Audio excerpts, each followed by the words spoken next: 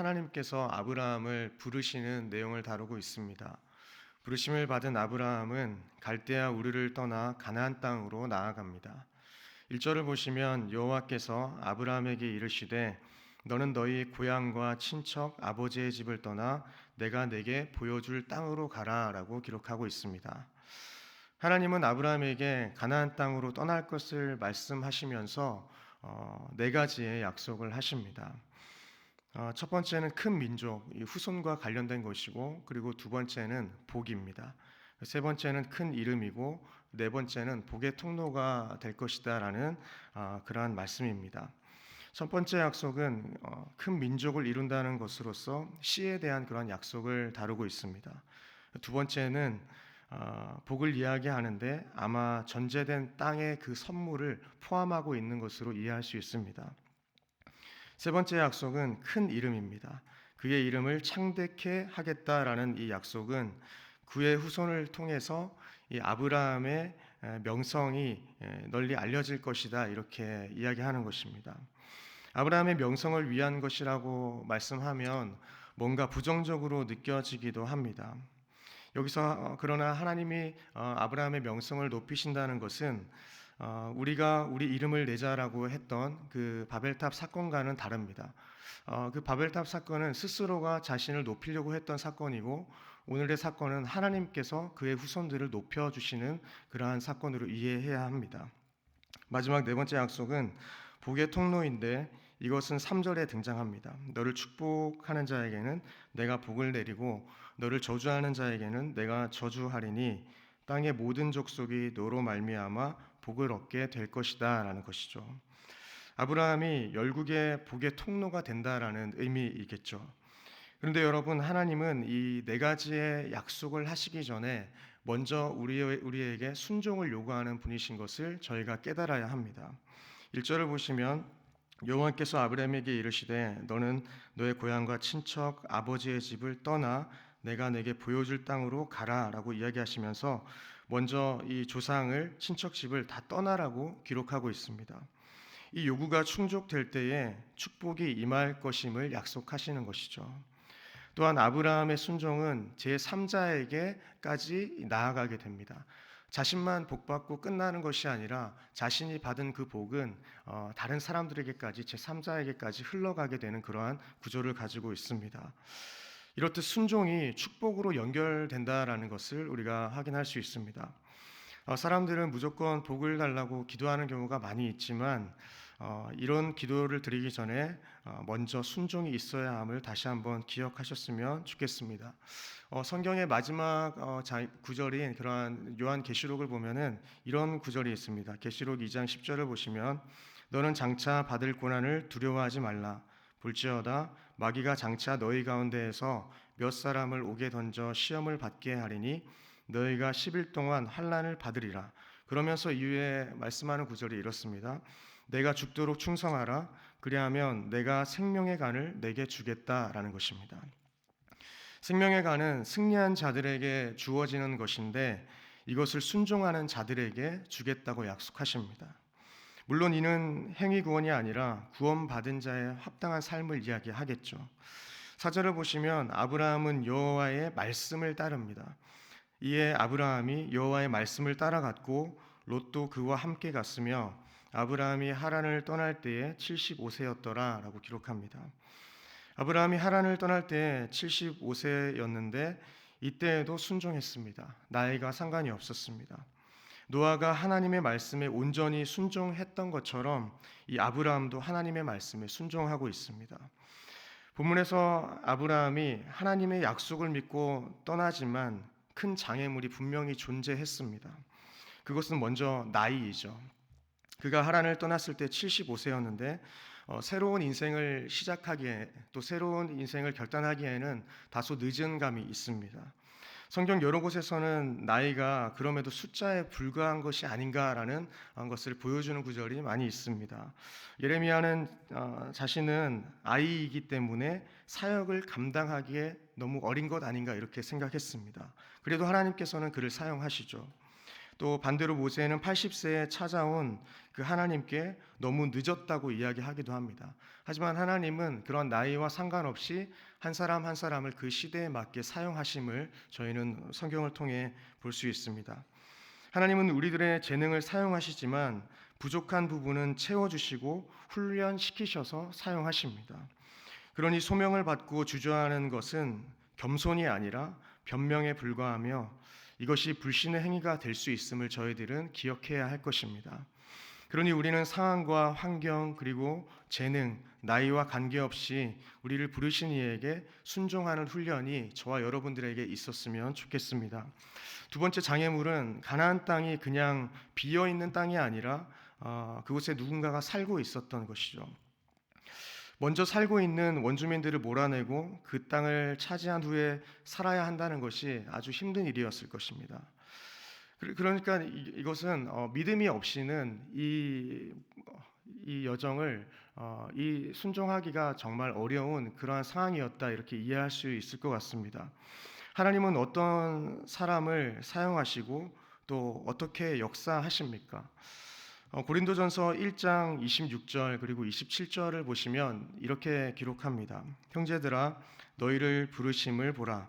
육체를 따라 지혜로운 자가 많지 아니하며 능한 자가 많지 아니하며 문벌 좋은 자가 많지 아니하도다. 그러나 하나님께서 세상에 미련한 것들을 택하사 지혜 있는 자들을 부끄럽게 하려 하시고 세상에 약한 것들을 택하사 강한 것들을 부끄럽게 하려 하시며 이렇듯 하나님의 부르심은 외적인 조건들이 근거가 되지 않는다는 것을 저희가 확인할 수 있습니다. 하나님의 주권적인 부르심과 말씀에 순종하는 것이 중요하다라는 것이죠.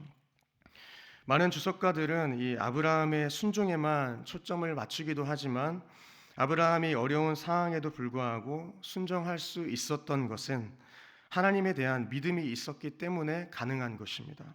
사실 땅을 차지하는 것도 너무나 불가능한 일처럼 보이지만 그와 더불어서 또 사라는 이미 의학적으로 아기를 낳기에는 불가능한 나이가 되었기 때문에 아브라함을 통해서 큰 민족을 이룬다는 것은 불가능해 보이기도 합니다.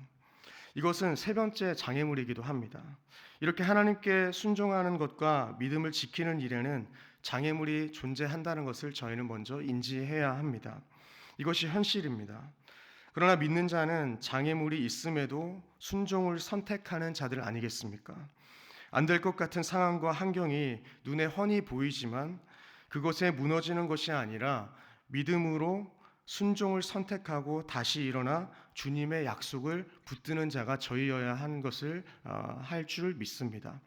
참된 제자의 요건이 무엇입니까? 마태복음 16장 24절을 보면 이렇게 기록합니다. 이에 예수께서 제자들에게 이르시되 누구든지 나를 따라오려거든 자기를 부인하고 자기 십자가를 지고 나를 따를 것이니라. 제자의 삶을 살아가는 이 하나님의 자녀는 결코 나이스한 삶이 아닙니다. 평안하고 안락한 삶이 아닙니다. 저희들은 더 편하고 좋은 삶을 때로는 원하기도 하지만 제자의 삶은 십자가의 삶이라고 분명하게 기록하고 있습니다. 소망이 있지만 불편함을 이겨내야 하는 믿음의 여정이다라는 것입니다. 히브리서 기자는 아브라함의 믿음을 이렇게 표현합니다. 히브리서 11장 8절을 보시면 믿음으로 아브라함은 부르심을 받았을 때에 순종하여 장래 유업으로 받을 땅에 나아갈새 갈 바를 알지 못하고 나아갔으며 갈 바를 알지 못한 채 아브라함은 나아갔다라는 것입니다. 믿음은 보이지 않을 때에 순종하는 것이라는 겁니다. 이렇듯 하나님은 자신의 모든 인생을 맡긴 채 오직 당신의 인도하심을 쫓아 한 발짝 한 발짝 발걸음을 옮겨나가는 그 순종하는 사람들을 통하여서 새로운 역사를 이루어 가신다는 것을 기억하시기를 소망합니다. 아브라함은 예배에 힘쓰는 삶을 또한 살아갔습니다. 하나님께서는 상수리 나무 아래에서 아브라함에게 나타나 그 땅을 그의 후손에게 주고 했다고 약속하십니다. 아브라함은 그곳에서 가나안에서의 첫 제단을 쌓게 됩니다. 이 첫 제사, 이 또한 노아 방주에서 나온 뒤에 노아가 드렸던 그 제사와도 유사하죠. 노아가 새로운 땅에서 제사와 더불어 새 출발을 하였듯이 아브라함 또한 새로운 땅에서 제사와 더불어 새로운 출발을 하고 있습니다. 아브라함은 거기에 베델을 향해 옮긴 뒤에 베델 동쪽 산에 장막을 칩니다. 아브라함은 거기서 다시 제단을 쌓고 여호와의 이름을 부르며 예배를 드립니다. 사실 아브라함은 두 가지 이유에서 정기적으로 하나님께 제단을 쌓았습니다. 기도와 예배를 위해서, 그리고 복을 주겠다는 하나님의 약속을 기억하기 위해서 그 제단을 쌓았습니다. 아브라함은 하나님께 대한 사랑과 충성을 정기적으로 새롭게 하지 않으면 영적으로 생존할 수 없었을 것입니다. 그러니 제단을 쌓는 것은 아브라함의 삶 중심에 하나님이 계심을 기억하게 해주는 것이죠. 이렇듯 정기적인 예배는 우리로 하여금 하나님이 무엇을 원하시는지 기억하게 하고, 또한 하나님께 순종할 마음을 그때에 허락하신다라는 것입니다. 우리는 하나님 앞에 나아가는 예배를 통해서 순종할 마음과 믿음의 발걸음을 내디딜 수 있는 그 힘을 얻게 됩니다. 그래서 공예배가 참 중요한 것 같습니다. 시편 95편 6절에서 7절은 이렇게 기록합니다. 오라 우리가 굽혀 경배하며 우리를 지으신 여호와 앞에 무릎을 꿇자. 그는 우리의 하나님이시요 우리는 그가 기르시는 백성이며 그의 손이 돌보시는 양이기 때문이라. 너희가 오늘 그의 음성을 듣거든 이라고 기록합니다. 이렇듯 우리는 예배를 통해서 주님께 무릎을 꿇고 복종하며 순종할 수 있습니다. 그러니 항상 이 예배에 힘쓰는 자가 되어서 우리의 믿음을 점검하고 또 순종할 수 있는 선한 마음을 날마다 공급함으로써 하나님의 기뻐하시고 선하신 그 뜻이 무엇인지 분별하며 하루하루를 살아가는 저와 여러분들의 삶 되기를 소망합니다. 말씀을 맺겠습니다. 하나님은 아브라함을 부르시면서 떠남과 함께 순종을 요구하십니다. 이 순종은 말씀 앞에 순종이겠죠.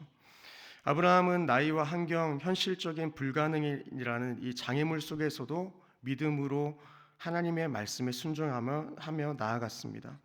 그리고 하나님은 그의 순종을 통해서 놀라운 역사의 통로가 되게 하셨습니다. 이 말씀은 오늘을 살아가는 저희들에게도 동일하게 적용될 줄 믿습니다. 하나님은 여전히 우리를 부르시고 또한 우리의 인생을 통해서 하나님의 일을 이루고자 계획하고 계십니다. 그러니 그 부르심은 편안함과 안락함이 아니더라도 저희들은 주님의 그 말씀에 순종하며 구별된 삶으로 성도로서 세상 가운데 살아가야 하는 줄 믿습니다. 그 순종의 발걸음이 바로 오늘 이 새벽부터 출발하기를 간절히 소망합니다. 원하기는 말씀을 따라 오늘 하루부터 다시 모험을 시작하기를 소망합니다. 우리는 지금 하나님의 어떤 부르심 앞에 서 있습니까? 환경을 탓하며 순종을 멀리하고 있지는 않습니까? 또한 정기적인 예배를 우리는 멀리하고 있지는 않습니까? 이번 한 주간 동안 하나님께서 나에게 요구하시는 그 한 가지 순종을 구체적으로 실천해 보면 좋을 것 같습니다. 아브라함처럼 예배의 제단을 세우고 또 그 힘을 의지하여 말씀에 순종하며 살아가는 저와 여러분들 되시기를 주님의 이름으로 축원드립니다. 기도하시겠습니다.